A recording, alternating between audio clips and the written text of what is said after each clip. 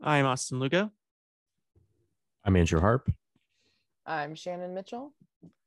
This is With Nothing to Say. Let's talk about Pink Floyd, The Wall.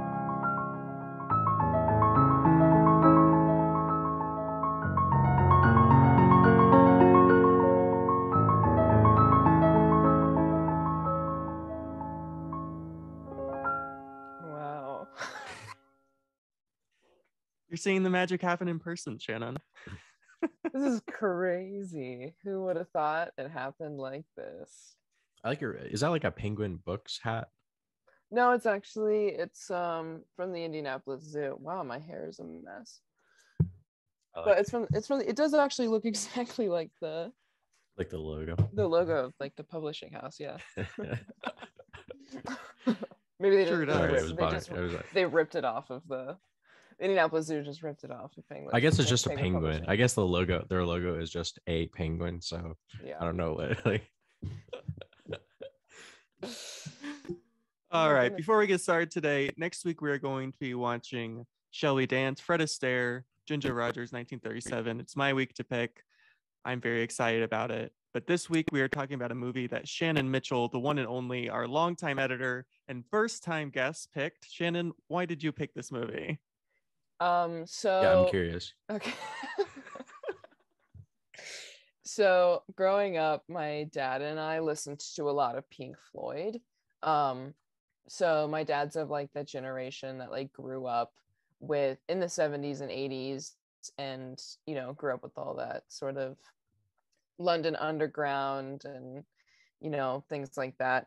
So I listened to Pink Floyd's The Wall a lot. And then when I was kind of young, probably too young to be honest, to watch this film, my dad and I watched this film together. And it sort of just has a place in my heart as a film that like is like the entire quintessential action is just based off of the album. So yeah, that's why I picked it. I just love it so much. When you how many times do you think you watched in your life? And like, yeah. I don't know. I haven't watched it like nearly as many times as like I would say I've watched like my favorite film, but I've definitely watched it like 7 to 10 times, I think. When you watched it with your dad, like did you watch it on like VHS? Like what did you watch it on? I honestly don't remember. Like I probably the oldest I would have been when I watched this was like 11 years old. Okay. So like I don't remember. Honestly, wait. No, I think I definitely remember the VHS like slide cover that looked exactly like the album. Yeah, no, I'm pretty sure it was. Now my dad just has it on DVD because, you know, he's moving with the times, but yeah. This is one of those movies where it's like you like try to like find a way to watch it and there's like no way to watch it. Like you can't rent it on Amazon. Like you can't spend a couple dollars to rent it on Amazon. There's no, I think if you want to buy a used DVD copy, it's like $20. I found like one Blu-ray on Amazon and it looked like an import from like Germany or something. So it's kind of unfortunate. It's just like kind of one of those movies where it's just not in wide distribution for some reason, even though like it's the fucking Pink Floyd movie. Like, I don't know. It's weird. Yeah. I watched it illegally. I mean, I know like it's one of those movies where it's like, it's not, you can't watch it and widely distribute it. So you can easily find a copy that was uploaded online. Yeah. Yeah. It's the only way to watch it. Although speaking about really. a German distribution, the Germans love Pink Floyd's The Wall. Oh yeah. Yeah. There's this whole when I was editing your guys's episode about Stop Making Sense, I kept thinking about this recorded this live I don't remember. I think it was 1989, so the year that the wall fell in Berlin. And Pink Floyd literally did a massive performance of Pink Floyd's The Wall. It was amazing. On the wall. It was crazy. It was great. The Germans love it. Also, they love David Hasselhoff too. So yeah. I like Pink Floyd. The only two Pink Floyd albums that I'm familiar with is Wish You Were Here and Dark Side of the Moon. especially Wish You Were Here. I like that album a lot. I love So that I'd album. actually never listened to The Wall until like a couple days ago in preparation. And yeah, I liked it a lot. It's like I think I always avoided it because I thought like the rock opera thing would be a little too much for me. But it's actually like a very personal album. Yeah. It's actually extremely like yeah, very an extremely personable album. So it's like very sad. But of course, like Waters like incorporates like a lot of different, like political and societal elements into it. And of course, war is a very in the movie and in the album, it's discussed a lot. World War II. His dad died during World War II. Mhm. So yeah, but I listened to the album for the first time and like yeah, that shit rocked. Like I was very it was really good. I don't know, like I don't know if Austin, like, do you like Pink Floyd? I've only listened to The Wall before. So my parents listened to Pink Floyd Okay. growing up, and Emily's parents, her mom, like loves Pink Floyd. So I kind of heard bits and pieces, but the only album I'd ever heard all the way through was The Wall. I haven't heard any of their stuff all the way through before. So I was familiar with the music, but I was completely unfamiliar with the film itself. So I kind of came into this pretty blindsided, I would say. Mhm. Yeah, the movie rocks. Directed by Alan Parker, 1982. Animations by Gerald Scarfe. God, Scarfe? the animations.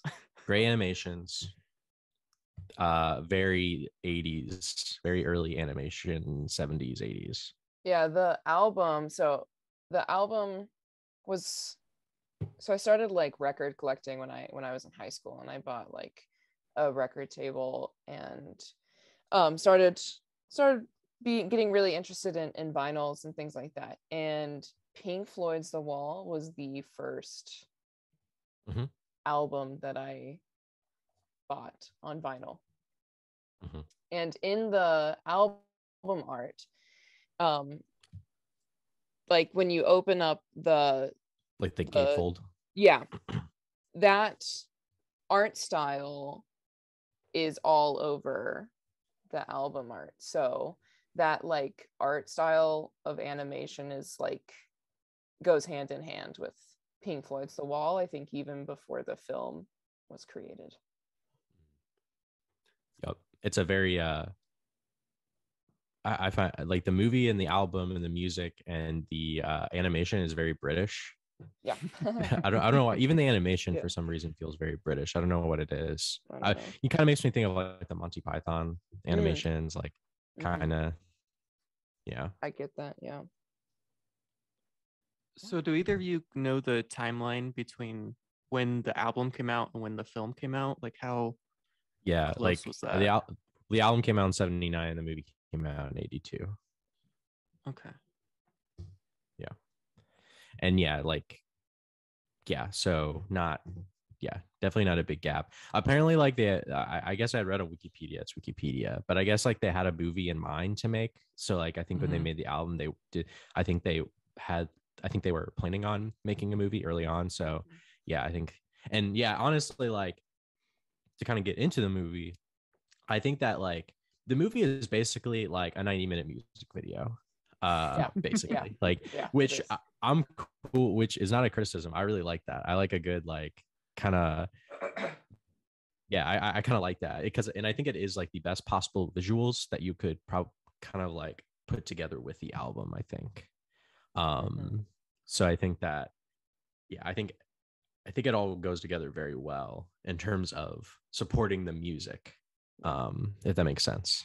Yeah, I think because it is basically just like a 90-minute long music video, um, it's a little hard to follow at times because it kind of Yeah, jumps it's all over the place, which I mean, I think makes it seem even more sort of like personal, like you said, yeah. Andrew, where it seems more like somebody's recollection more so than like a chronological story because it jumps all over the place. And there's Mhm. certain points where you're like, is this actually real? Is this happening? Or Yeah. is he like imagining this? Which I think is, I mean, I just love this film so much. So like, It's crazy. I love like I'm trying to think how the movie starts. You know, the movie starts with one of the opening things is that basically like the album and the movie, right, is about like a guy named Pink Floyd. It's a little on the nose, but whatever, I don't care. And I remember the beginning parts are great where he's like, you have like the people who are trying to get into the show because he has like, I think the idea is that like he is about to have a show or something because he's a big rock star or whatever, like Roger Waters is. Yeah. And he's also thinking about World War II and like British soldiers, I think, fighting. I think it is World War II, right? It is. And I love that part of the movie where he's kind of like going back and forth between like the people like rushing into the venue or whatever it is, and then like the soldiers marching and them getting like shot up. It's a very violent movie. Like the war scenes are very they're very gruesome. They don't hold anything back, I think. No, the film starts with this like Dutch angle down a hallway that is really sort of it's definitely like a 70s 80s apartment building or like whatever. It looks very not like anything you would find today, and then you just hear the sound of like a lady vacuuming the hallway. And but when I had I watched this film, you know, like a week ago leading up to this, but the last time I'd watched it had been a while, and I was like, I do not remember this. I like immediately thought it started with like the World War II stuff, but I was like, what is this? What is this establishing shot going down like with with like the women vacuuming? It just immediately switches to something else, and then it comes back later, but then you're sitting there like, why are we watching this lady vacuum the floor? But yeah, so then it switches to a song that's actually not on the album. I think all the, like the stuff having to do with like all the like songs that are like weepy about like his dad about being in war and World War II. I think all of those songs aren't in the album. It's from the final cut, and it's When the Tigers Broke Free, which is an amazing song. It's a great song. Also like very on the nose, very much about World War II. Like sometimes I'm like, oh, is this the sound editing of the film or is this from the album? And more often than not, it's actually from the album. It's not the sound editing of the film. Like the sound of like planes coming in and all that stuff, all on the album. 100%. Every noise that comes from this film, except for like gnat sounds maybe, they're usually all from the album, which is crazy. But yeah there's like and I think it's probably worth saying too, like there's like very little to basically no dialogue in the movie, like not really. There's like no, I guess I would say like there's no active dialogue, so there's no like I don't know, written long conversations. Like sometimes people will kind of have like a little conversation, but you can almost barely hear what they're saying. Like it doesn't really matter what they're saying. And then also those things are on the album, right? They're in the music. That's a good point. Like except for maybe the one where the teacher is like, oh, he's writing poetry. He's writing poetry. But it comes back later. But the scene where he takes that girl into his apartment, which we'll talk about later, that's all on the album.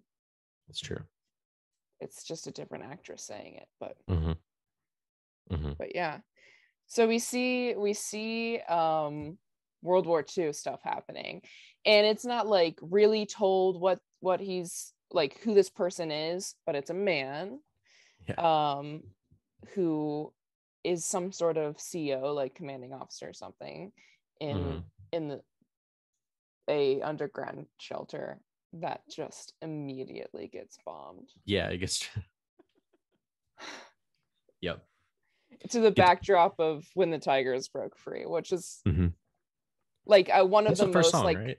It is. It's like one of the most symphonic of Pink Floyd's like songs, so it's very very dramatic. And he dies. and he dies and he dies. Yeah. And I think also like near the beginning too, like I think you also get a glimpse of fascist Pink, right, or whatever, Yes. or like after actually. Yeah. I think also, like I said in the scene earlier, like you have like the cops beating up the kids and stuff. And one of the great things about the movie that I really liked was how Parker like directs like chaotic moments in the movie when there's like big groups of people and there's like some crazy shit going on. So like the scene when like the cops are like getting all those teenagers and beating them up, it's very convincing. Mm-hmm. It almost seems like it's documentary footage. The same thing with the war footage too. It looks very real. Yeah. It's crazy. Yeah, that stuff is great. But you sort of you see, because like it's hard to sort of track each scene of this film because like I said, it jumps all over the place. Yeah. But you see Pink like sitting in front of the television. Yeah. And amazing shot. You see his like Mickey Mouse watch, like super close up, and it like tracks up his arm. It's so good. It's such a good shot. And then and he's just like staring at the TV. And then the woman comes back who's like vacuuming. She like is gonna try and get into his apartment because she's like a housekeeper or whatever, but he's not answering the door. And so, but she has keys, but very specifically, he's slid the chain over so that even if she opened the door, she couldn't get in. And then that's when all the war and the police stuff comes in. And then we hear the first song of the actual album, which is "In the Flesh?" ? Great song. Yeah, very good. Love In the Flesh. And then you see for the first time fascist Pink, but only for like for the vocals of that song. Yeah, just for a second you get a glimpse, and then of course you get the later scene. Yeah, you're like, it like leaves you like, the actual what's going on? What is this? You're like, Hitler? What? Yeah, it's very on the nose in terms of like the imagery and iconography, like his like for sure, it's great. For sure it is. And then it sort of, because the one thing about the album itself is that all of the music sort of blends into itself, like doesn't blend in, like all of it's very distinct, but the album is supposed to be listened as like a whole thing because each song just moves into the next one. So like In the Flesh immediately goes right into The Thin Ice. And then this is where the war footage, when it's like the after effects of the war, like all of the soldiers are like injured and stuff. It's happening. Yeah. And then Pinky's just in the pool absolutely tripping balls. Yeah, he's like it looks like he's like in a pool of blood and stuff, and he's freaking out. And that's a first freak out of a couple of different freakouts in the movie that are fun to watch. But I think after he has his freak out, you basically get to the section of the movie where he's basically ruminating on his childhood and his father. Another Brick in the Wall, part 1. Specifically part 1. I think is the next track, the song they play when they get into that. The scenes where he's like a little boy and stuff, and he's like all upset, and like when he's at the playground, that scene is extremely upsetting. Or when he's like going through his dad's shit and he like puts on his uniform, that's like very sad as well. All the stuff with him as a kid is very sad.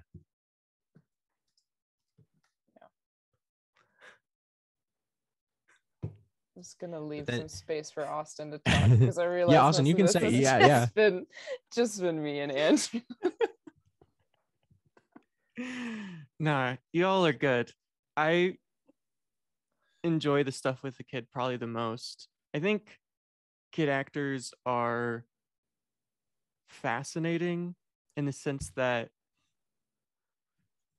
there's something magical about a kid's performance, because for a kid, it can be very hard to separate what's real from what's a performance. And I think you can often see that in how a child performs in different types of films. And with this, of course, it's a very surreal and depressing and haunting experience. And I think the child actor here does an absolutely incredible job of being both exposed to the trauma of being fatherless, of course, at the park when he's, you know, going from dad to dad to try to, you know, find this fatherly figure, or later in the film, because a lot of this film is really about fatherhood and motherhood and parents, and of course this weird obsession with the relationship between, of course, mother and son and father and son, and his just trying to find his place in the world. And it can be quite disturbing and depressing at times, but there is this sense of, even though there are these really surreal scenes at the beginning, I think in a way it does kind of ease you into the much more disturbing scenes later in the film. Yeah. I agree with you. Yeah, it's I think it's so interesting seeing the because the parts of the film where he's a child take place like post-war stuff, so like pretty much directly after the war, going to like the 50s. And you see him like in the church, his mom's praying and he's got his dad's like medals pinned to his chest, and then he's just got like he's got a plane like going along the pews, which is quite literally the thing that killed his father. And then after we see the scene at the park when the tigers broke free comes back, and we see him alone in the house, and he's grown up, so at this point he's like quite a few years older, but he carries himself like he's a grown up. He's like picks up the paper, he's like reading it, he like slathers jam on a piece of bread and is like carrying it around the house like he owns the place. And then he even the way he walks up the stairs seems very adult. Like he doesn't walk up the stairs like a kid, which is very interesting. And then he like goes into his mom's room, she's not there, and one of her drawers is open, and he sees all of the stuff from his dad, like his bullets and stuff. Yeah, like all of the stuff that was sent to the family after he died, like his number twos, like his dress uniform, and his like the note from King George that his dad had died, which is literally in the lyric where he's like something about like a scroll. I like teared up when I saw like King George's like signature or whatever. And then the end of the line was like something who took my daddy from me, and then like the song, you know, very on the nose, but like you see a reflection of him in the mirror. He puts on his dad's number twos, and it's like massive on him because he's a child, and then you see his dad's reflection as well, which is the movie this part of the movie is great, because it's like it's also, I think, like post World War II Britain is very interesting in that like you had just like a very large population of specifically, I guess, like men or fathers or whatever that suddenly like disappeared essentially. So I mean, like obviously like, you know, single parents can like raise kids or whatever, but yeah, it's definitely it's definitely a very traumatic experience for individuals and as well as the country. And I think the movie and the album does a good job kind of like, I don't know, like talking about that or representing that in an interesting way. That stuff is very, very strong. And of course, Roger Waters, of course, is very personally affected by that. His father died World War II. He lived through that stuff. So yeah, that stuff is very you can tell he's ruminated a lot on that stuff. Yeah. And this whole time we haven't seen much animation, but right after this scene is when you get like the big animation part, because Goodbye Blue Sky, which is an amazing song. Great song, beautiful song. It's about the Blitz, baby. I also think it's kind of, yeah, it's like about like, yeah, bombings, right? Probably about like nuclear warfare. That's that. Yeah, that's a good animation with like the crosses in the sky. It's crazy. It starts as the peace dove, and then it immediately becomes a sort of black eagle, which is sort of explodes. the representation of like Nazi Germany. And my favorite part is when it, because it doesn't really look like bombing, like it doesn't, there's nothing like drops out of like this No. eagle. The eagle like swoops down, and when it grabs the earth, it like looks like it's ripping flesh like out of the earth. It's just fucking So gross. insane. That shit's crazy. That shit's awesome, dude. When that part of the movie is great. And then it transforms from being like very much like a natural looking bird to like rigid to make it look like it's a bomber. What the fuck? It's great. Yeah. There's a lot of like, I also like those like figures where they're like gas mask looking motherfuckers. Like Those things they are like fucking live in insane. like, I think they're supposed to be like just like British people in terms of like during this time, and like they're like kind of cowering creatures, you know what I mean? They're like helpless, they're wearing the gas masks and stuff. Yeah, those are great designs. The animation as a whole is just so haunting. I mean, I love the design of like those gas mask people or like the skeleton people that come on afterwards, but even just like the whole transitions, because it kind of flows as kind of just one image kind of melting into another image, kind of how everything kind of mushes together is so dark and surreal and haunting. I mean, of course, the obvious images of the cross turning into blood, turning into this and that, and everything kind of just fighting at each other. And of course, this whole idea of fighting for what you believe is the right cause, or for freedom, or for God, or for whatever. And at the end of the day, everyone just ends up very dead. Mm-hmm. Yeah. And I think like what you have like the wreckage, right, of like the Nazi bird, I guess you could call it, and like a dove flies out of it. It's like that's like kind of hopeful. I would say like the album and the movie are not very hopeful, especially the album, and the album is especially very like dark because it's like a cyclical album, right? Because it kind of like flows into each other, which I find very cynical. It's great, but it's very dark and cynical because it's like, everything's just gonna happen again, kind of thing. The movie kind of ends on like kind of a nice note, but it's still like very cynical. So, but occasionally you'll get a moment like that where the dove flies around and it's like, oh, okay, Yeah. I love that song. It's a really good song. It's a wonderful guitar also, but like at the beginning of that song in the album, you hear like play like the sound, it sounds like a sunny day, and then like planes start coming in. You can like just faintly hear it, and then you hear a little child's voice say, "Look, mommy, there's an airplane up in the sky." And then it goes like straight into it, because like this song's like about the Blitz and like the attack of, but that's not in the film, which is okay, but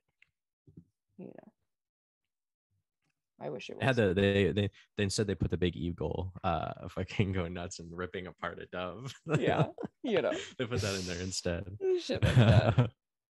There's also and then you have that like oh sorry no, I think there was just one. I think some of they sort of mix up the order of some stuff in the film. That's not just like the album, so sometimes if you're like looking at the album, it doesn't necessarily follow along with what the film does. But this is when you start to get that idea of the sort of relationship between Pink and his mom.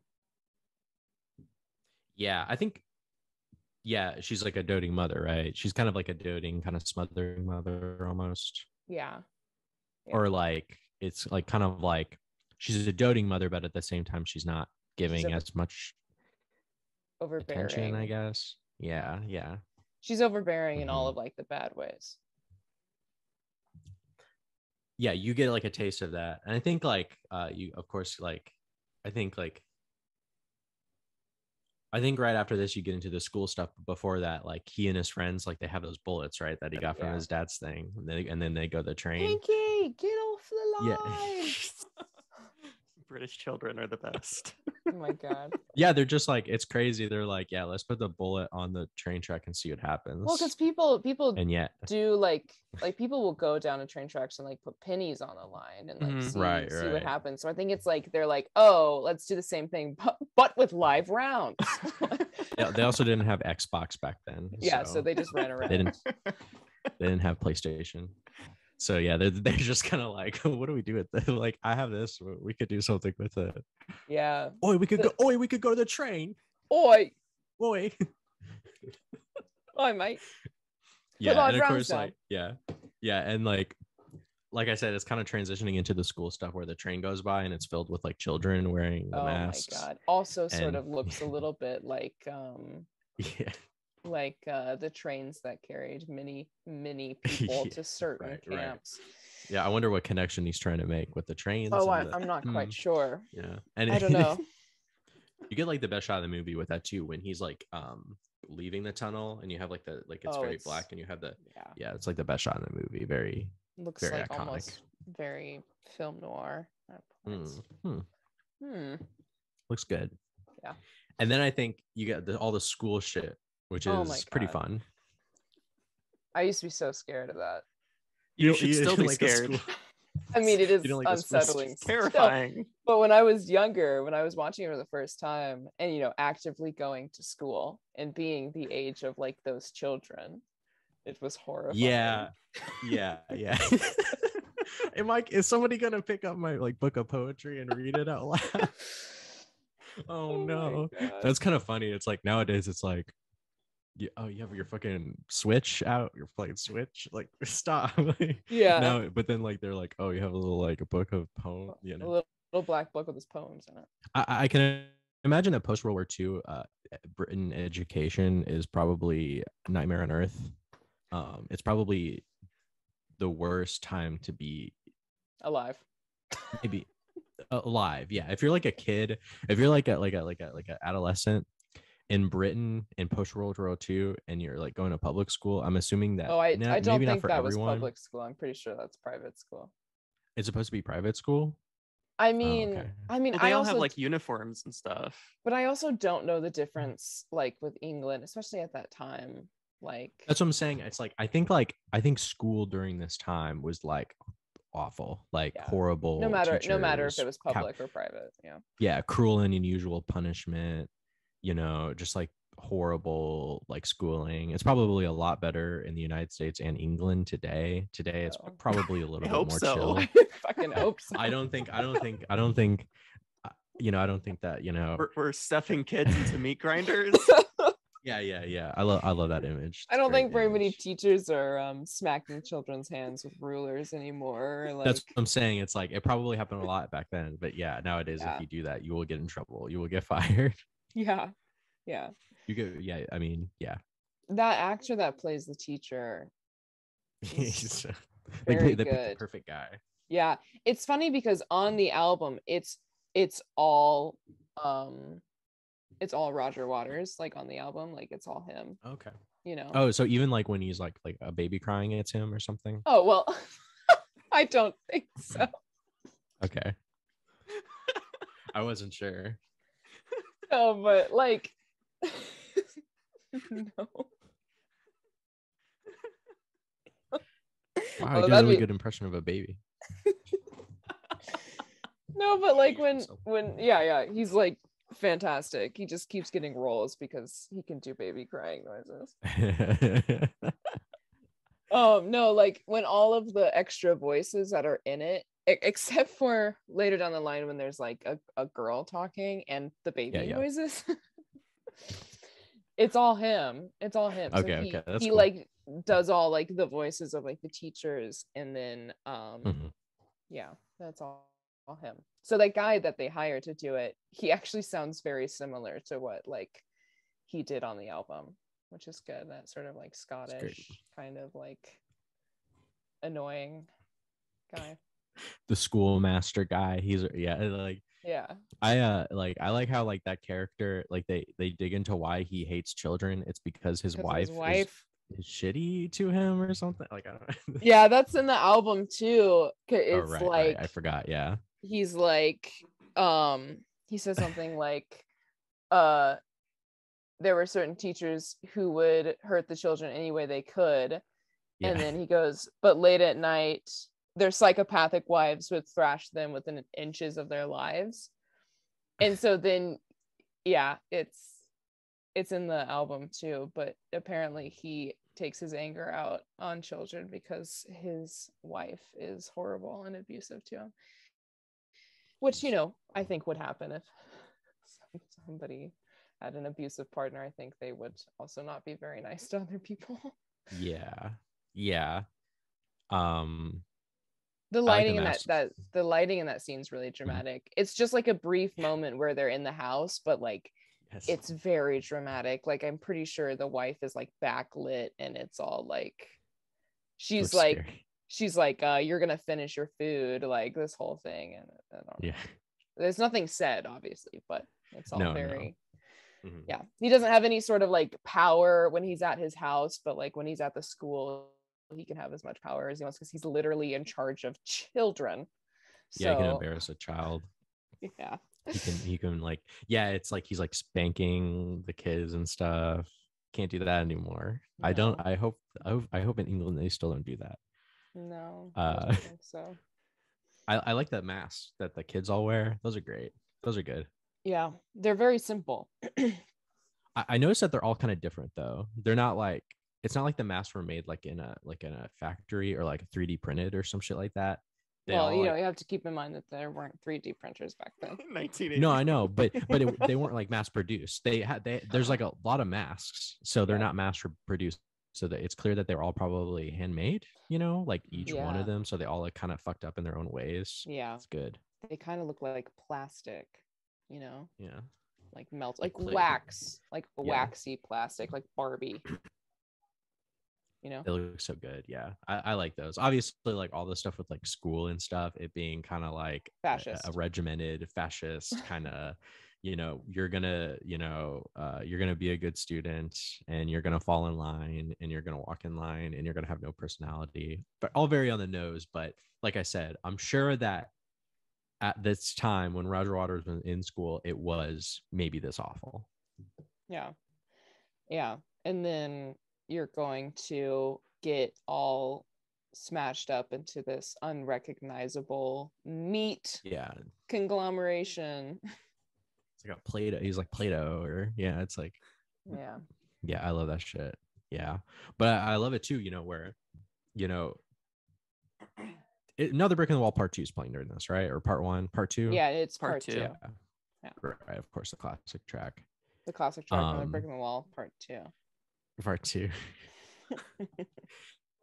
Yeah, and I fucking love it when the kids like riot and they destroy everything. That's another good moment where it's so good. It's so much fun to watch. Burning everything, and then like the implication is that they throw their schoolmaster into the fire too.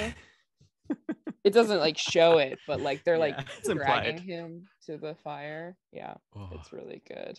It's good. I love when they get the axes and they just like the kids are like breaking windows. It's so violent. It's so much fun to watch. Yeah. Oh, lovely. Yeah, it's kind of like when the kids all start singing in that song in Another Brick in the Wall Part 2, it's like unsettling. I think always the sound of like children singing together is unsettling. Yeah. Unless it's like choral music. Yeah. Choral music, it's like a little bit different, but like it's like very evident in the children's voices that they're just fucking pissed. They're not really screaming as much as they're like singing as much as they are like screaming. And in the album, and that's in the album too, and then you hear the voice of Roger Waters like singing along with them, but you don't really hear that in this one, but it's okay. But yeah, I remember talking to like a teacher of mine one time, and I was like playing that song, and she was like, "This song scares me so much." It's a scary song. It is. It's very effective in like the story of the album, you know. Yeah. Like it's a very like popular single, and I've always heard that single, of course. Mhm. But the album really is a good like concept album where, you know, Pink Floyd, they're like known for like their very long, winding, proggy rock songs. But in The Wall, they kind of don't do that. They kind of have like these kind of shorter tracks that kind of are really kind of like connect. Like you said, they're very connected to each other. Yeah. So, but they're all, but the songs, but each track is like really good. Like they're very well written, and they present an idea very well, I think. And that goes a case for Another Brick in the Wall Part 2. It's you know, it says, you know, exactly what it needs to say, I think. Yeah, I don't really care how on the nose it seems sometimes. Yeah, me neither. The Yeah. visuals are just so good that I think it makes up for it, you know. It's a music video. The music videos are kind of like that, you know. Yeah, I mean, you kind of have to jam in as much visual imagery as you can when you're doing something to like a 2-minute long song. That's a good point. But yeah, exactly. Yeah, that's a good part of the film, though. That whole school sequence is so good. All the production stuff is great in that one with the school. Yeah, very, very great, very lovely. And then we get Mother, right? The song Mother. It's right after that. I think it is, because you have to transition from being in school to being with his like relationship with that woman. I think you're right.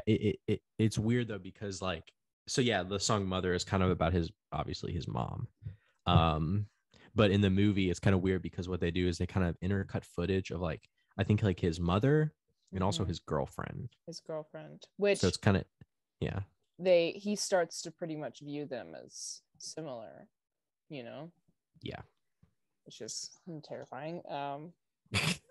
The whole film's very Freudian in that sense, especially its views on women are very much like not very good, I would say. Not great, not optimal. Yeah, you have that like part where like his girlfriend shows up, and like that part's very interesting where like his girlfriend shows up and he's like, hey, let's like have sex, and he's like, no, I don't want to. And then it intercuts footage of like him as a kid, like looking like peeping on like a girl, like taking off her clothes, and then his like mom interrupts him. And then you have also the scene, and then it also has like footage of him like sick as a boy. I'm guessing he's like about to die, and he's being like waited on by like his mom. So yeah, you kind of have like all these like different like childhood events with like his mother and like his first kind of early sexual experiences, and like the experiences that he has with like his girlfriend, and they're kind of like mixed together during the song. I think, unless I'm misremembering. No, that's and the excuse me, the sorry, I have my throat.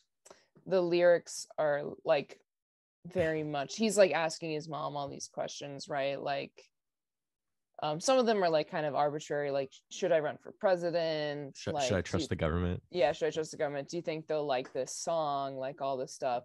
And then the sort of like chorus, even though it changes, I guess like the B section or whatever is his mom's reply, which like can kind of get lost because it's just, of course, Roger Waters still singing it. But she's like, she says like, hush now, baby, don't you cry. Mama's gonna like check out all your girlfriends for you. Yeah. Mama's gonna make sure nobody dirty gets through. And then it ends with Mama's gonna help build the wall. It's like, he tells you exactly what's gonna happen. Yeah. Yeah, the wall.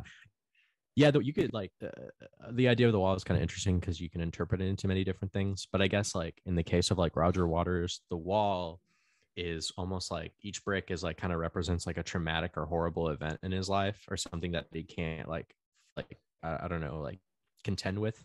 And so it just creates this wall to the point where there's a figurative wall between him and the people that he cares about, and also like his fans and like the people that he works with, you know, that kind of like isolates him from just other people. um, which that was kind of nice to learn about.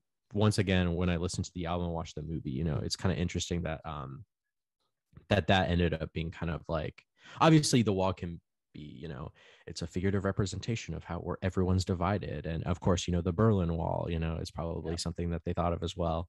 But yeah, like I said, I like that it's very personal and that it's like your own wall. Yeah. Sorry, I did a project in a class of mine that was like an adaptation class. I'm probably gonna cut this out of the podcast because it's highly visual. But where I took Pink Floyd's The Wall and I turned it into like a series of watercolor paintings. Oh, cool. And they're like super small and they're like really weird, but I have them right here. I have them with me. But I was just thinking about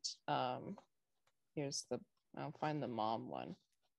Some of the art from the wall and in the movie kind of reminds me of the paintings of Francis Bacon. There you go. There's this one. Yeah. But it says Mama's gonna help build the wall at the top. You can't really Yeah, that's later in the movie, I believe, right? Yeah, I mean that sort of imagery where she looks like that comes in later on. Right. I think that's at the end of the movie. Yeah, cool. Or that's during the trial. Yeah. Anyway, I just it's cool. Just wanted to. Here's another one that I did where I took an actual screen, like an actual picture of Hitler, and just. Sweet. Let's go. Let's go, Hitler. Let's go. Yeah, Shannon, can you cut this? Yeah, I'm gonna. Shannon, please cut that out later. Me saying "Let's go, Hitler." Please. I'm just gonna leave you saying "Let's go." Just out of nowhere. No context. No context. So yeah, I thought the movie was "Let's Go, Hitler." Oh my god. Damn. Okay. I like cool. Well, one thing I wanted to say about the song too is that the version of Mother in the movie is different because like it has like way more stripped back instrumentation. In the album, it's like kind of like a guitar ballady band thing, but in the movie, it's like very stripped down. It's like basically nothing in terms of the instrumentation. Yeah. It's I think makes it more sad. Yeah, it's more sad, and you're like supposed to listen to the lyrics. You're supposed to really hear it. Yep. And then, I don't remember if. Oh yeah, continue. Sorry. No, please. Well, I was gonna say like, isn't it? Doesn't it like conclude with him finding out he like got cheated on? It's a different song. Yeah.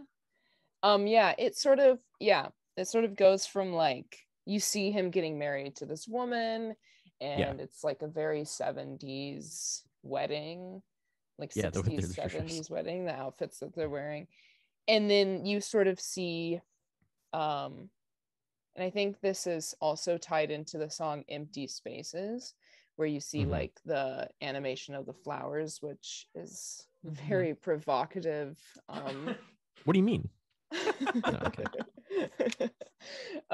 But yeah, he sort of like he loses his connection to pretty much everything, and like you said, has a wall between him and everyone else, and she like still loves him, but when he doesn't reciprocate that, she goes and she doesn't like actively find, it doesn't seem like she actively finds somebody to like but she's just super isolated. And she is like a part of peace rallies and like protests, things like that. It seems very much like it's Vietnam War era that this is happening, kind of, or maybe Korean War. It's also kind of hard to judge how many years have gone by in this film because they don't tell us. But then she finds somebody else. She finds like one of the protest leaders, and he's like, he pays attention to her, and they like it, like he listens to her and seems to care about her and shares her ideals. And so then she sleeps with him. Yeah, and that was kind of intercut with like him as a kid, also in a dance hall, right? And he's like dances with like I think his mother is there, and I think he dances with a girl there. Yeah. Yeah. Yeah, a lot of the like trauma that he experiences as an adult is directly reflected by stuff that he experienced as a child. Right. Yeah, which, like you said, it bounces around a lot from him being a kid and an adult and all that stuff. Yeah, so then there's flower sex that happens. Yeah, you get this flower sex. That sounds great. I mean, it looks great. You know, it's fine. And then you I know, think also in Empty Spaces, he gets attacked by like a demonization of his wife, right? Is that the one I think that so, happens? yeah. There's like I think it's like highly artistic. I'm trying to think if that is or not. Maybe. Or is that during Don't Leave Me Now? I don't remember. The animations are like, I think maybe during this part. Yeah. I'm trying to think. Yeah. But this animation is crazy. Warps and it like warps into different things. So you see like two very beautiful flowers, and then like very provocative imagery happens of like very obviously these two flowers are supposed to represent two people having sex. And then one of the flowers sort of like there's a lot of stuff that happens, but eventually one of the flowers like turns into, it's supposed to look like sort of like a bastardization of his wife that then looks like a scorpion snake kind of thing. So it's very obviously showing how his view of his own wife changes. Yeah, like it grows teeth. Yeah, it's like to something that he thinks is literally like destroying him, even though it really was his own doing. But yeah, that's good shit. I think yeah. Austin, that's good animation. Do you have anything you'd like to say? I think we about covered on that section. I mean, everything I was going to say about the flower animation is, pretty obvious. The different sexual organs, and of course, again, the view of how the female sexual organ kind of, and this is again very Freudian in the sense that it's this dark cavernous space which consumes and controls and destroys, and of course how that morphs into the image of the scorpion and these kind of demon-like figures. And even though it is very much Pink, I suppose, who is overlaying his own childhood traumas on top of these people who are just being people, it's very clear that he cannot connect with anyone in any real way.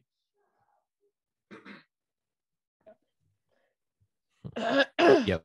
Sorry. No, you're totally right. Yep. And we'll talk about it later, but I do kind of like how the album and the movie kind of concludes, sort of, because I think it kind of, I'll talk about it later, but yeah. But then you get the part, I think like after this too, you get the part with the song, what's the name of the song? Shannon, you probably know. Well, there's Young Lust, the one where he's Young Lust, yeah. I am just a new boy. Yeah. that's a great song. I like that it's kind of like, it's supposed to be kind of like this like macho song, like it kind of almost feels like a parody sort of like songs where it's like, yeah, I'm gonna have sex and I'm gonna party. Won't somebody show this stranger around? Yeah. It's like, I love the chorus of that song too. It's like, I need it too. It's like, it's so fun. Like, so it's crazy. And yeah, it's like him engaging. He's so upset, about his girlfriend about everything, that it's like basically just like a party montage of him partying. He's drinking, he's hanging out with a bunch of girls. I like that the manager is Bob Hoskins. It's fun. It's great to see him in the movie. It's funny that he's British. Yeah, but it's just like, it's like him like partying with that song, and he's going nuts. Yeah, it's also chaotic again.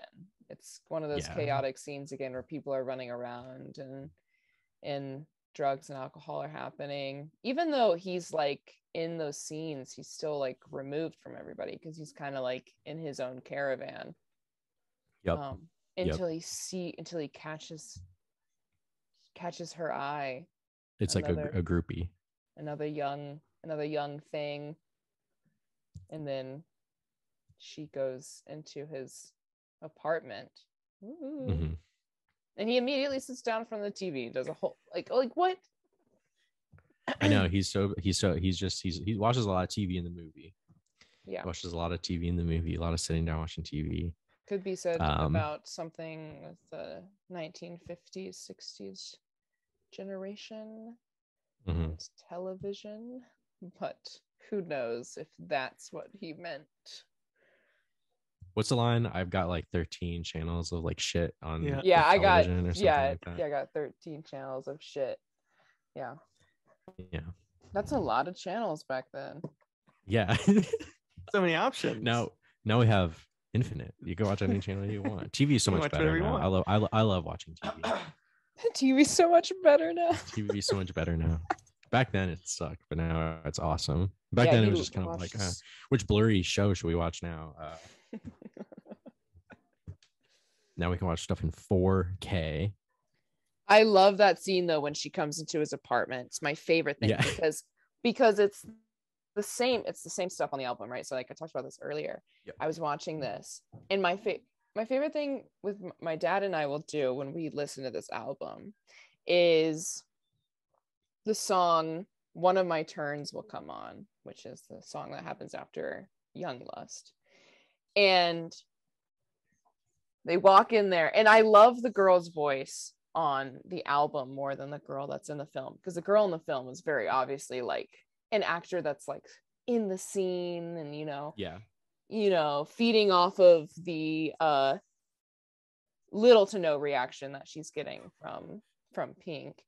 But the girl in the album, she's so funny, she's hilarious. She walks in, she goes, "Wow, this room's bigger than our apartment." And then she's like, "Are these all your guitars?" Yeah. Like, "I'm gonna get some water. Want some?" And like, you want some water? Yeah, she goes to the bathroom. She's like, "Oh my, look at this tub." And then just watching TV. Yeah, he's like, watching and then TV. she said, my favorite line that she says in the album is, in the album it sounds like she's really far away, right? Like in the bathroom. And you just hear her go, "Wanna take a bath?" And it's so funny. It's hilarious. It's really funny. And she keeps trying to get his attention. She's like licking like his like fingers and stuff, like all this shit. And she's like, just like she keeps trying to get. What song is playing during this? I'm trying to remember.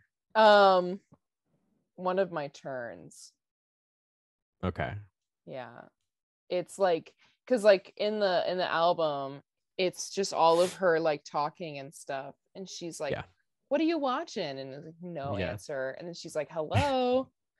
And then she says, "Are you feeling okay?" And then it goes into the like day after day. Yeah. You get one of the greatest. Of course, you get one right after that too. Once again, of course, you get one of the greatest room destruction scenes probably that I've ever seen. It's up there, I think. So good. The room. Yeah. It's so good. It's basically like, it symbolizes basically his turn pretty much. Like he's now kind of lost it. He's lost a little bit. Yeah, he goes from like completely static to just immediately being an absolute whirlwind of like emotions, primarily anger. Yeah, just losing it. That scene, that shot where he like cuts his hand on like the window, I think that was real, right? I think I read that was real.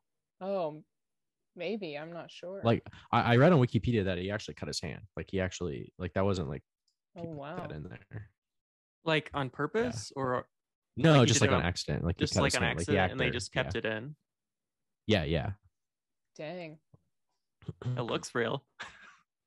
Yeah, it says During production, while filming in the destruction of a hotel room, Geldof suffered a cut to his hand as he pulled away the Venetian blinds.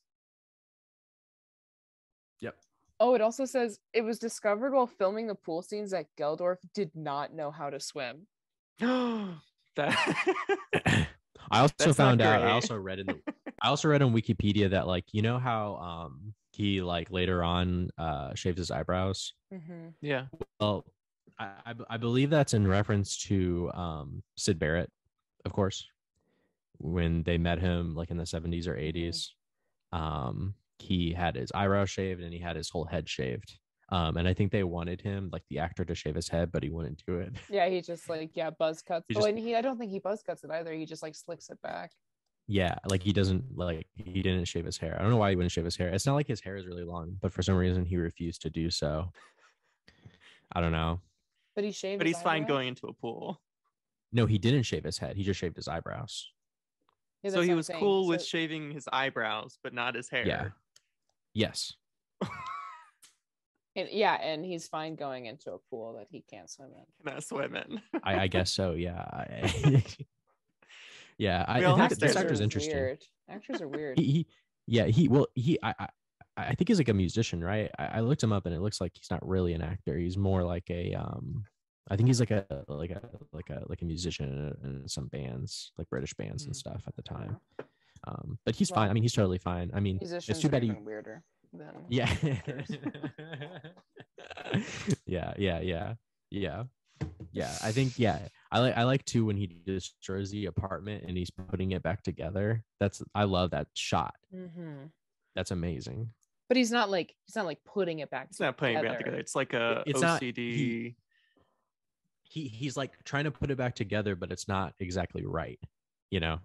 He's like putting all of the like shards of broken glass and like all this kind of stuff in a very specific place that just, I don't know, he kind of looks like a kid again, you know, when kids sort of just like put shit, it looks like arbitrarily in different places, but like looks he's like a very, little city or a little diagram. yeah, he's very like little particular. diorama.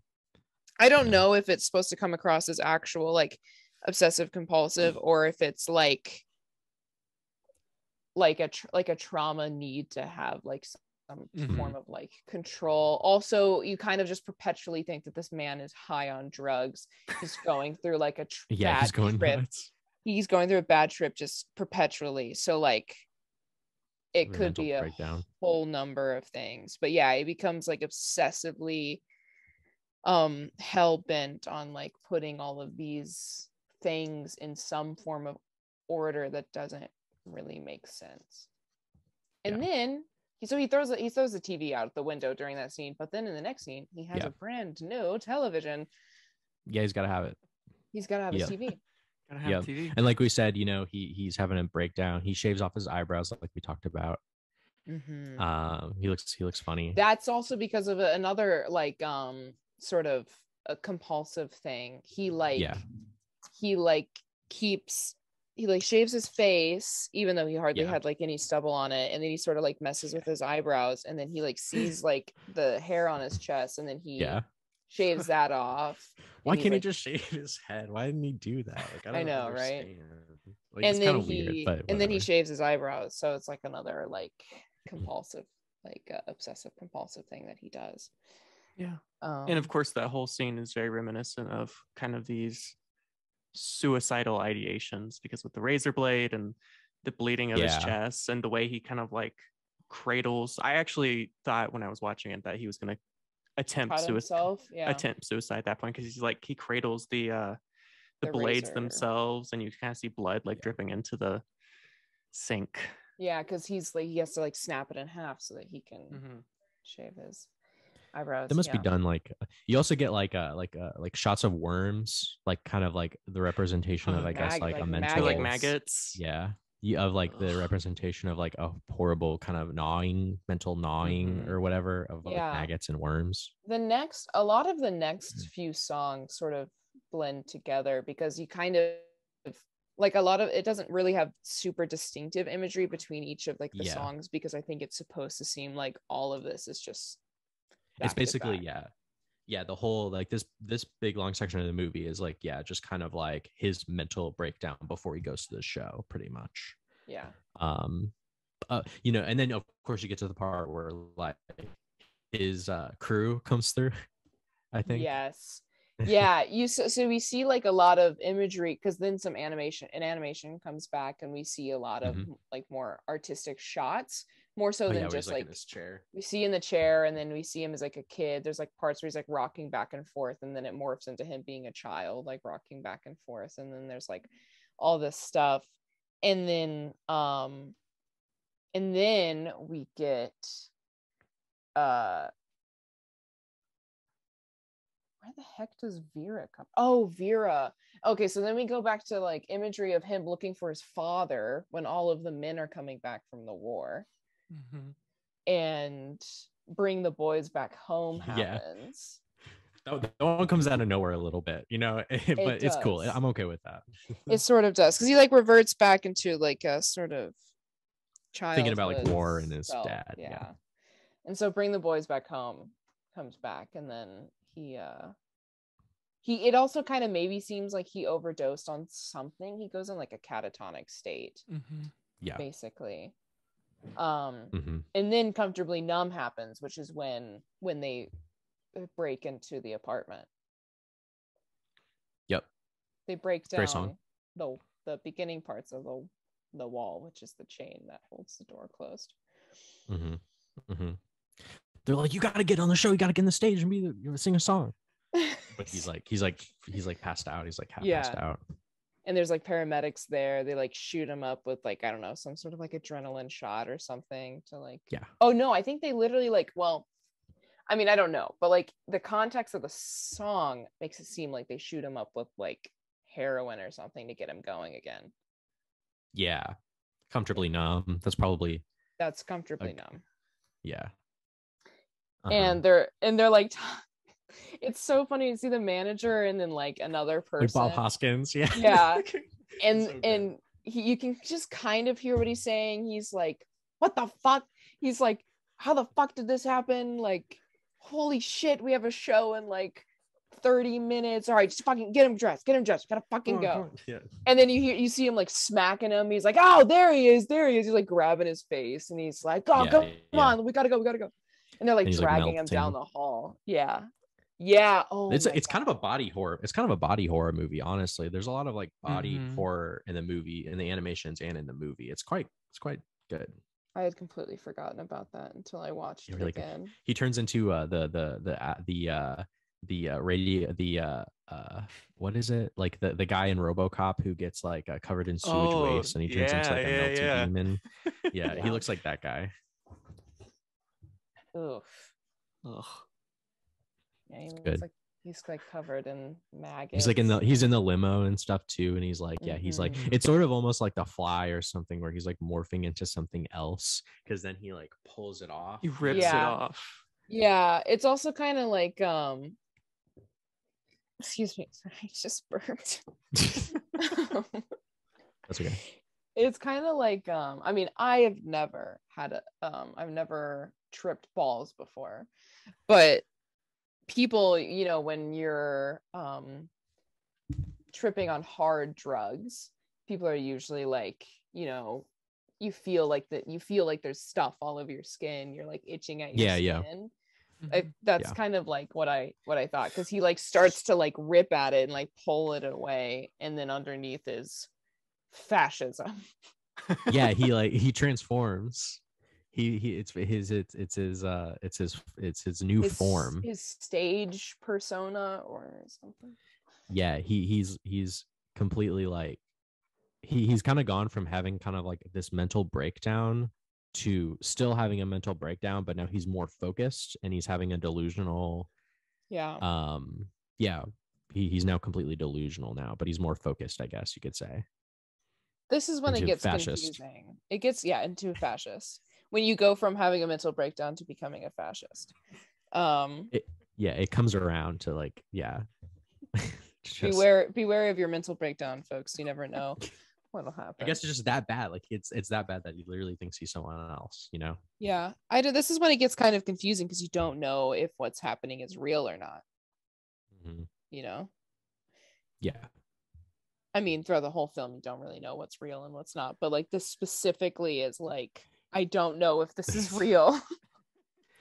Yeah, that stuff is yeah, when he shows I like when he shows up and he's like kissing the babies. I like when he picks up the little boy and he's wearing a little tiny Nazi Yeah, uniform. tiny Nazi, but very specifically, they are supposed to look like Nazi uniforms, but there's no Nazi, like symbols. It's the Yeah, it's swastika like all never their own, shows it's all up. they're all their own stuff. It's all their own stuff, but it's very obviously supposed to Oh, be yeah. Nazis. It's the hammers. The hammers show up multiple times in the film. Yeah, I was trying to figure out what the hammers mean. I'm guessing it's just like they thought of like a cool, like not cool, but like something that looks very fascist, and they're like, yeah, we got to use that for the fascist stuff. So they just felt like they have to recur the image over and over again in the beginning and throughout the movie. I'm guessing that's why like you see it a lot. Yeah, I think so. I mean, also like hammers are sort of like the most almost, I would say, aggressive sort of one of the most aggressive tools. I would say you literally have to like aggressively slam it into something for it to do its job. Like the two jobs of a hammer is to put something in place or destroy it. Those are like Yeah. the jobs of a hammer. It's also probably in reference to the hammer and sickle of the Soviet Russia, because there are some kind of Soviet style things going on. And of course, the whole idea of, right, when you're a hammer, everything looks like a nail. So, right, destruction is the only option in this case. And so his fascist, weird communist shit going on is just his way of coping with the fact that he is under the belief that everything is a nail. Yeah. And you get like the In the Flesh, of course, where he's like, like, that's a Jew and that's like a black person, it's like he's like pointing out to people, and it's like supposed to seem like it's like all these people and they're like, yes, Pink is here, and then he's awesome. He's like, hey guys, I bet you're a little surprised to see me. Well, Pink isn't well. He's back at the hotel, and they send us along as a surrogate band to find out where you fans really stand. And then there's like, he goes, are there any queers in the theater tonight? Put them up against the wall. And he like says all this stuff. And they actually grab people from the audience and take them somewhere. And he's like, if I had my way, I'd have all of them shot. Yeah, that's when it ends. Yeah, it like ends. And wouldn't you like, what does he say? Like, wouldn't you like to see like Britannia? That's in another song, but he's like, wouldn't you like to see like Britannia rule again or something like that? Yes, that's in Waiting for the Worms. Yeah. Yep. Yeah, it's very this is the fascist arc of the film. the fascist. The film can be split up in multiple sections. One, childhood and school, and then like sex and relationships and fascism. Yeah, pretty much. Yeah, it all kind of like it culminates to this point. So it will almost culminates to this point. It's like it almost is, and you get like the animation, of course, of the hammers marching, and then they're also marching in the streets. Yeah, my favorite part of this is when he's like up on the grandstand thing. He's got the what are those things? What is that thing called? I'm only thinking about the like a German podium or something like that. No, like it's like the thing that you hold in your hand and you speak through it. A microphone. A megaphone. A megaphone. Sorry. I couldn't think of the word. But he's like holding it up. You can't understand anything he's saying, which is also how it is in the album. He's like, and all the residents are on the town hall. 7 o'clock, that kind of thing. And then all this marching and people like closing their like doors or windows, or like very scared. It almost sounds like they're beating up people. Yeah, it kind of seems like the what is it? The Crystal Knocked thing. And then, you know what I'm talking about? I actually don't. Crystal Knocked. Don't want the band. Sorry, I have to look up the actual term because I don't want to.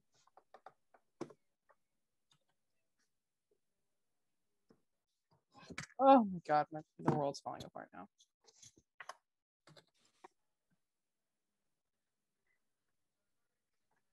Yes, okay. Kristallnacht, or the Night of Broken Glass. So this is Kristallnacht is like the German term, is a German word for it.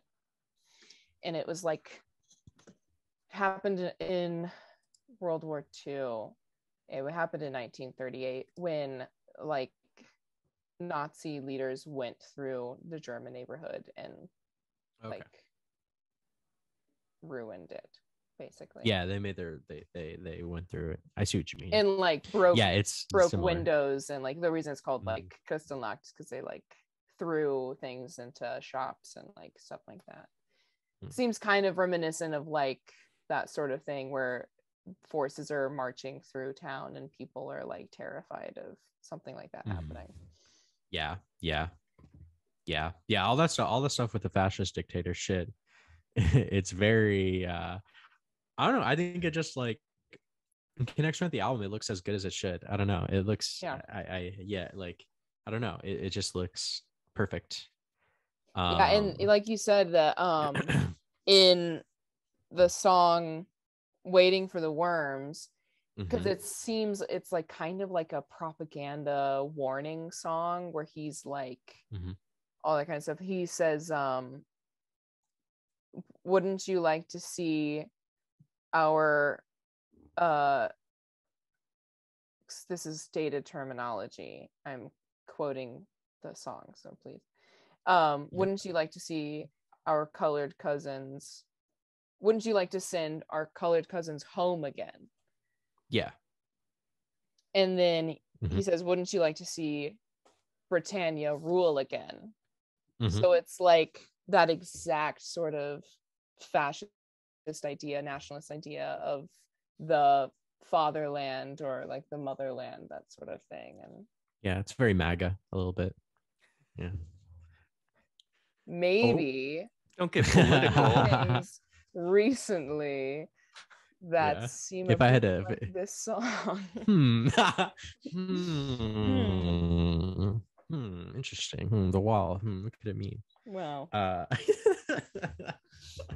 maybe we should show some people this yeah, that would definitely change their minds. Yo, we all need to get we all just need to come together, watch Pink Floyd's The Wall, and then like everything will be solved. Like it'll be solved right away. The world will be a better place. We need to get yeah. Oh my gosh. But this is close to the end of the film. Yeah, he does Stop, right? Like I think Stop comes on. I love this song. This song's like 40 seconds long. Song's like 40 seconds long, but it's one of my favorite songs. And unfortunately in the film it's not as good, but in the album everything, it's like Waiting for the Worms like builds up and builds up and builds up, and then you just hear him like scream stop, and then everything stops, and then you hear like a little bit of like piano or something. He's like, I want to go home. Yeah. Which me too. Yeah, no, he well, yeah, literally it's like he is saying like this has to stop. Like I have to reevaluate myself and what I'm doing and what I'm thinking about. And I need to understand like what the hell is going on. And it all happens very quickly where you basically get like the final big part of the movie, which is the trial animation. If I'm not mistaken.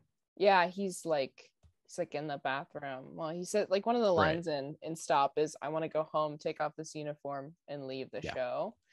And then you follow a security guard or something into a bathroom, and then you hear, because the reason I like the album better is because I mean it's more musical in this song, like in Stop, but Stop in the film is translated to Pink like curled up against like a toilet like writing something, and he's like murmuring the words to himself, which you kind of lose it if you don't know like the song.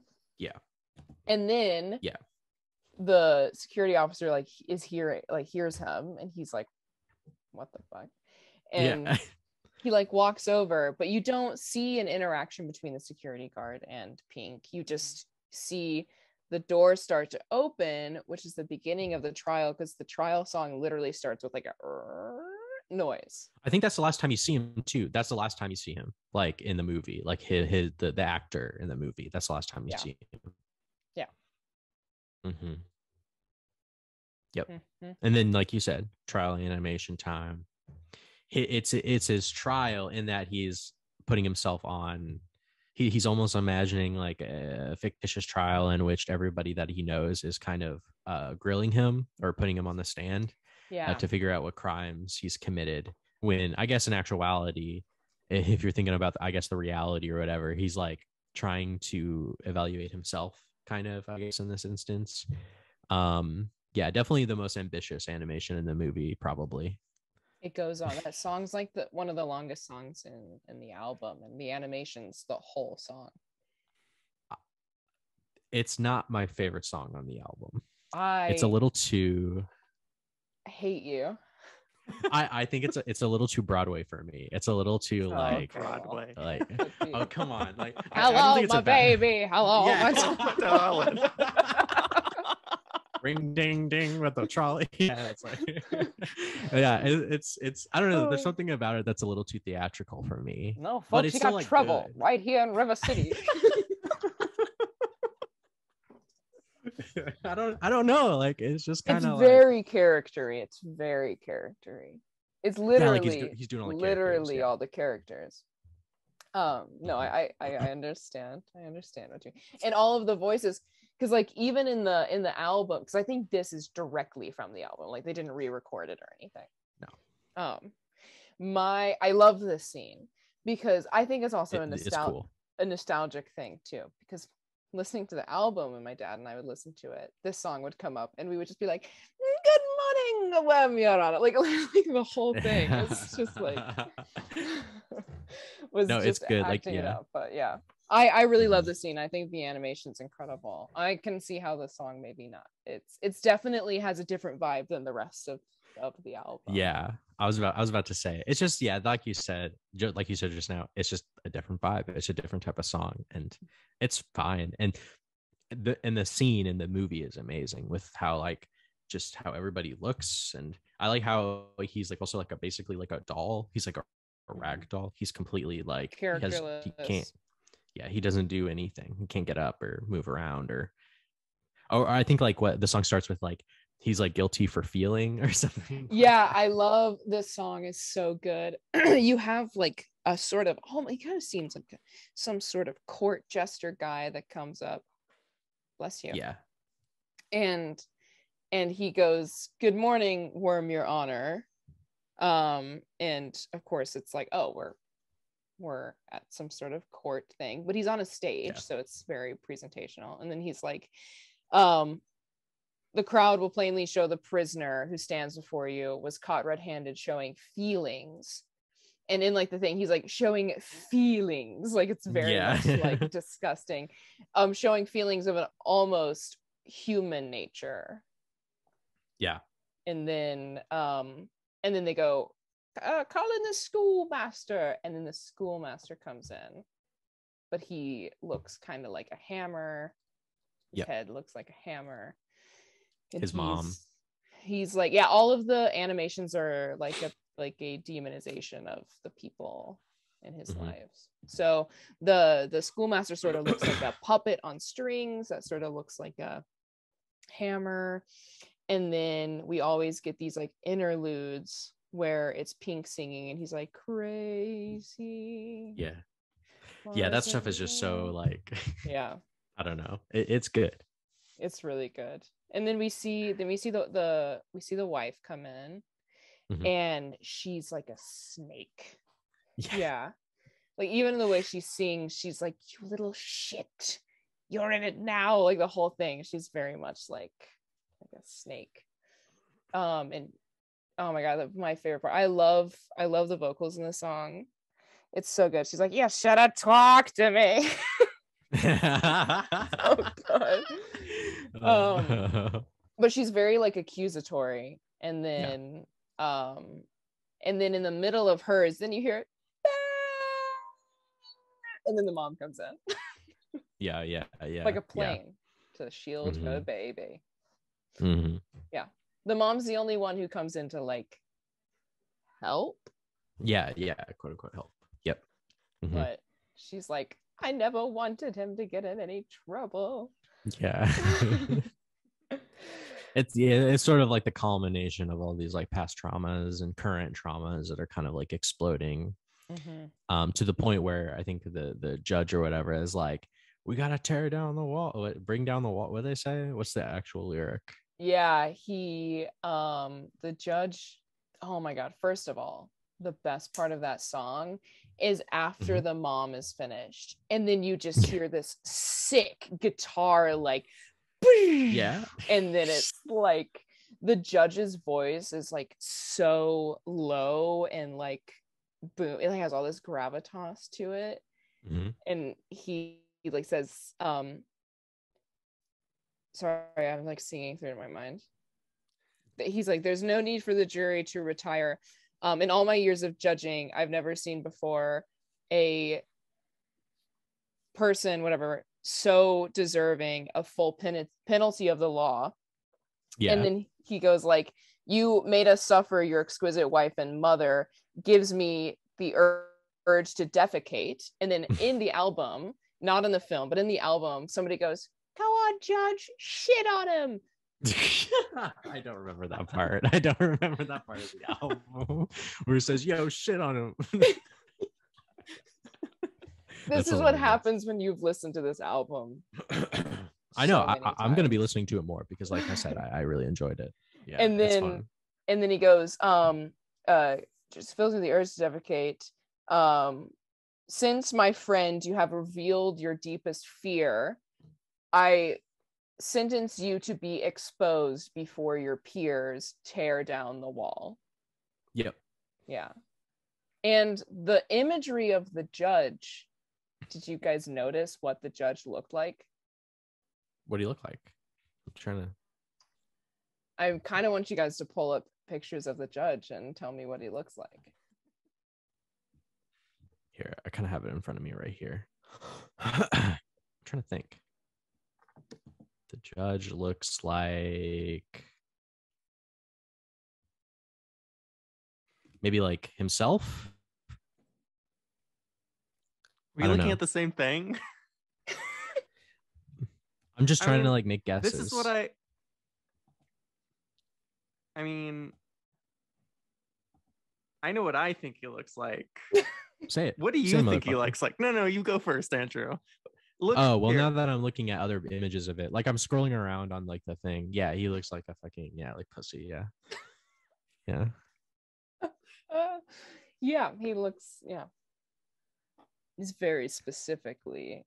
I was clicking around and I saw at the beginning and then I looked later and I was like, oh yeah, there we go. You're right.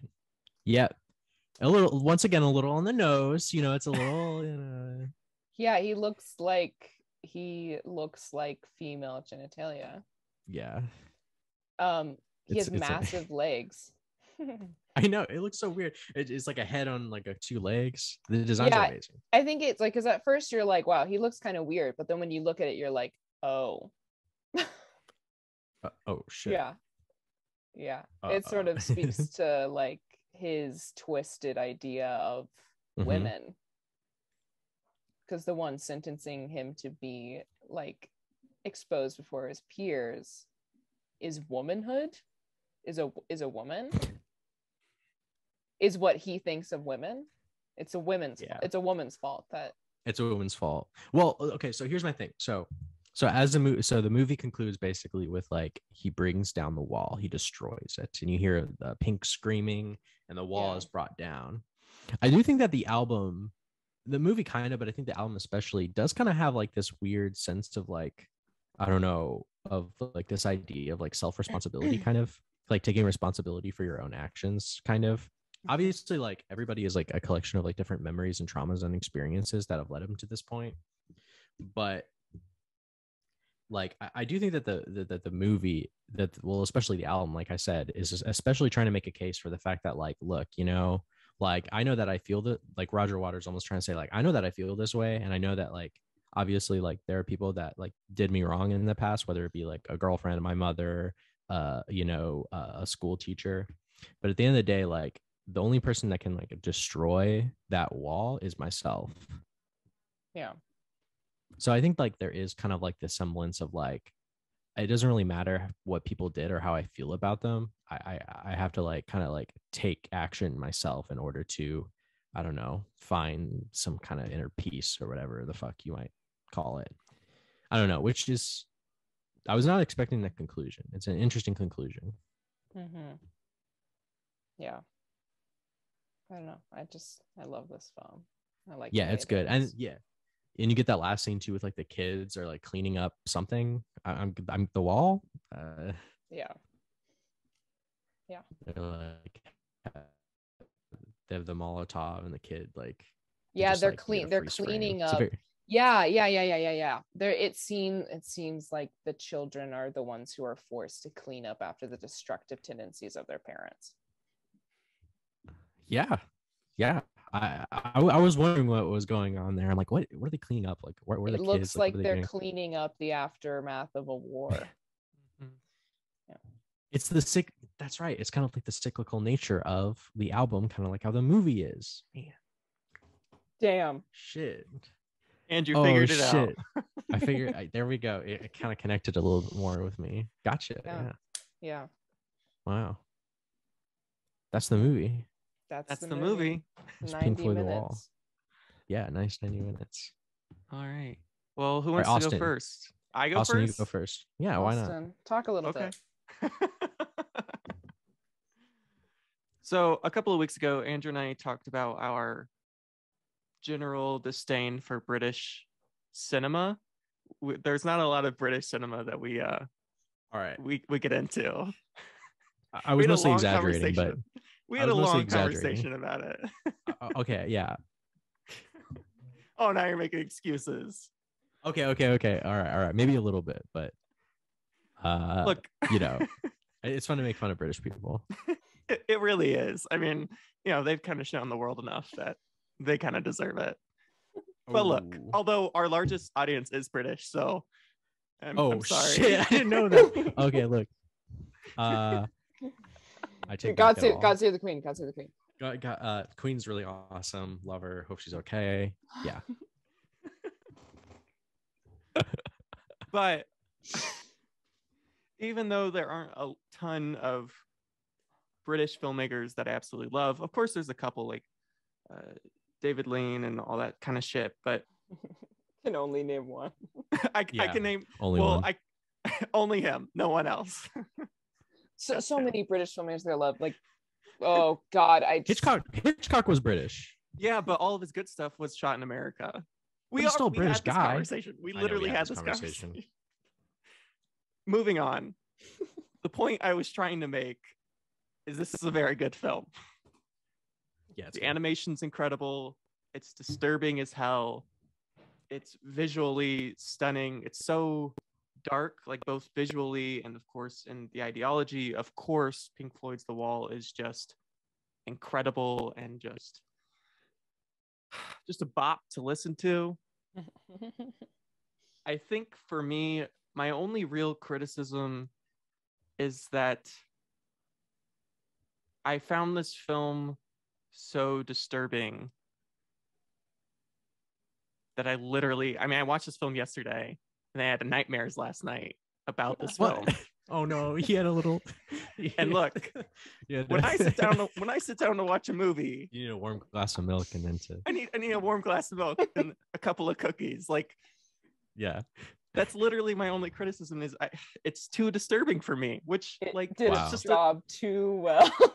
It did its job too well. It's too much for me. It's just too much. I like to watch something, and I mean, not necessarily happy. We've done a lot of shows that aren't necessarily. We watched Possession on the show. We did watch Possession, and we get very high reviews because it's a very good film, and this is a very good film too. So all of this criticism is not from like a filmmaker's perspective, because I think as a film, it's like 8, 9 out of 10.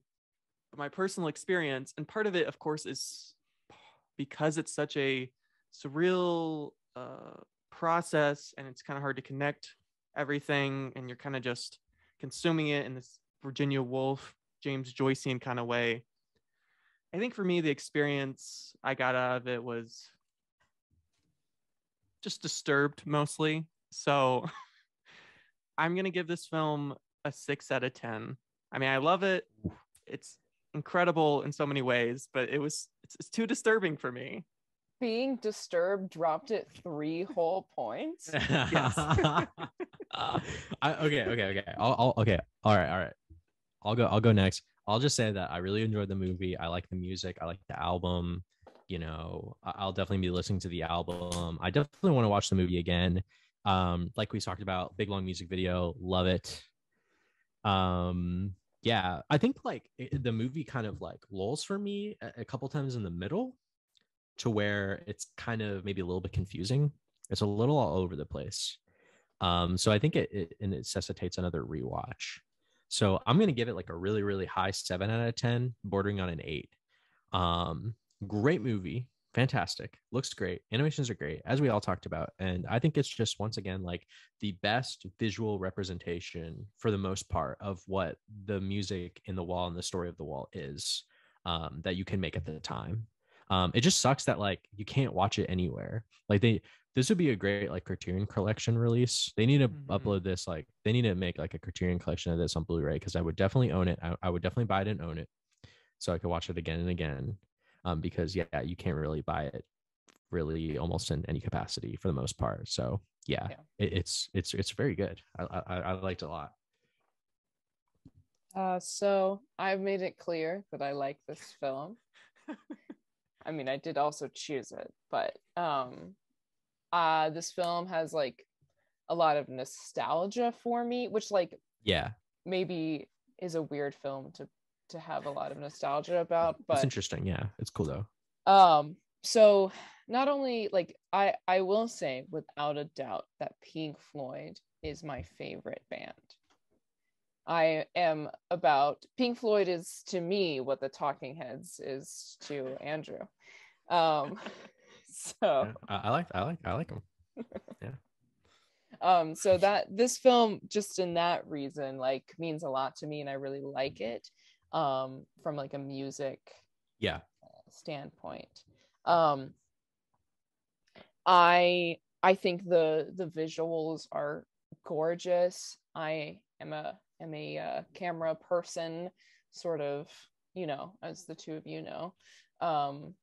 But so like I think a lot of the shots in this film are absolutely, maybe not gorgeous, I would say. That certainly doesn't feel like Spielberg, like that sort of like refined beauty, but like really gritty shots that just are really good looking.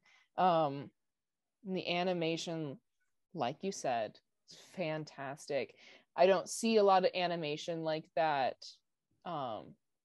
especially not now, where it's like now it's like a lot of 3D animation, and just imagining the countless hours that went into animating that, because it's 2D, like drawn frame by frame animation, and it's so smooth. It's crazy. I do agree with you, Andrew, that it's confusing. I mean, have seen it countless times. I have listened to The Wall in its entirety countless times. I literally, 2 years ago, I was in like the 0.1% of Pink Floyd fans on Spotify. Let's go. And so, like, to me, it's much easier for me to follow because I know what's coming next. I know what song's next, and I know what the song is about. So, like, for me, it's much easier.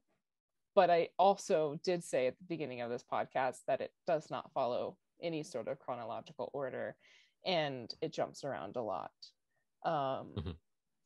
which I think also is an important part of the film, because it also like makes you feel sort of like how Pink probably feels, where everything's just kind of fucked up and you don't really know what to think about at each given moment.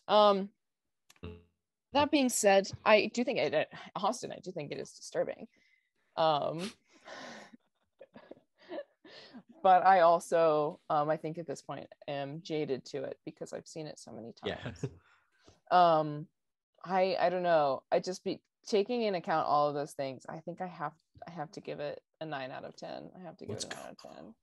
I can't give it a 10 out of 10 because I feel like, yeah, especially if it's your first time watching it, and if you are not if you're not somebody who knows the wall,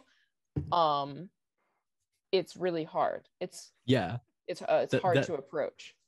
It's kind of like the Talking Heads movies. If you don't like or care about the music of Pink Floyd, you probably aren't gonna like the movie, because that's all it is. It's just like Pink Floyd songs. But I like it, so I mean, it works out. But just like with the Talking Heads movies, if you don't really care like the Talking Heads music, you're probably not gonna care all that much about it.